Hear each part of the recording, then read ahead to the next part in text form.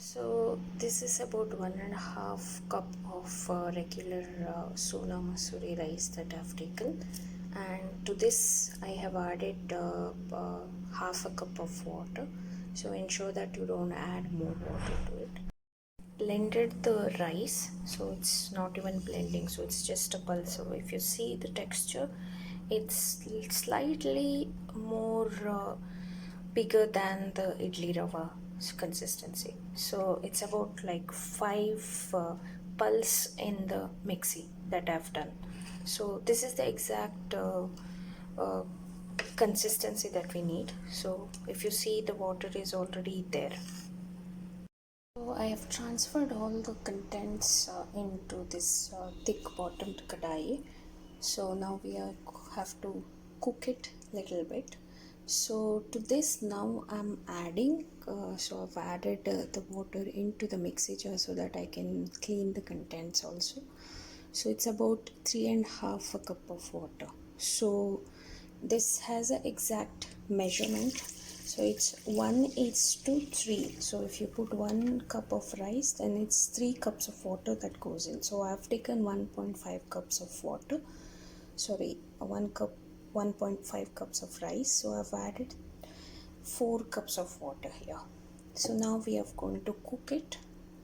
Switched on the flame now, so it's on high right now till we get the bubbles. So I'm adding the rock salt or the crystal salt to that. Mix it well. So you can leave it as is till the bubble starts coming up, and then we start continuously cooking it. So if you see now, bubbles have just started appearing, so it's better that we just start giving a mix once so that it doesn't stick to the bottom. So give that one round well mix and leave it. So look at this bubbles appearing. So now it's time that we give that constant stir to this mixture. So keep doing this, and also keep the flame in medium so that it doesn't splash out. Look at the mixture now. So it has started thickening, and if you see, what I was mentioning is splashing. So if you keep it in the high, so this is what happens. So ensure that it's medium to low basically, and then you start stirring it. So what we are looking at here is this mixture should become a single thick mass, and there should not be any water. Look at the mixture now, it's already almost there to form a single mass. So at this stage we have to now add coconut, the fresh grated coconut. So I'm adding it, and it's completely optional. We like this adding of coconut to this. It gives a different soft texture to the dumplings. So it's about handful, so probably it's a quarter cup of coconut that we have to add, and then continue stirring it till it achieves a single mass consistency. Here it goes. We are almost done. So ensure that the coke that is added is heated, because it is summer also. The adding of the coconut kind of reduces the shelf life of the dumplings. So it's completely optional. You can skip adding coconut so that you can then relish it for 2 days.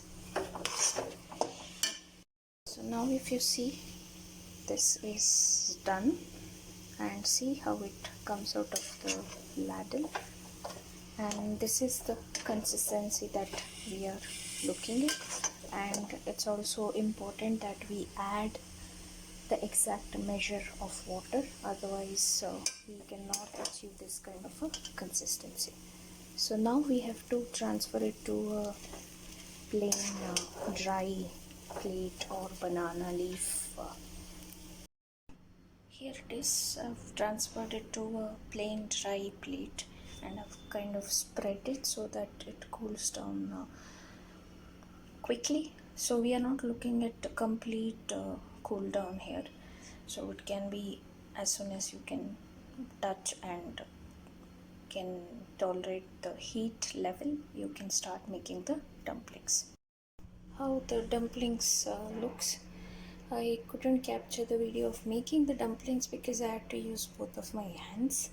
So here it goes. So you can go creative in the size and the shape of the dumplings. But the traditional way is to make a round dumplings. So the local name for this particular dish is Pundi.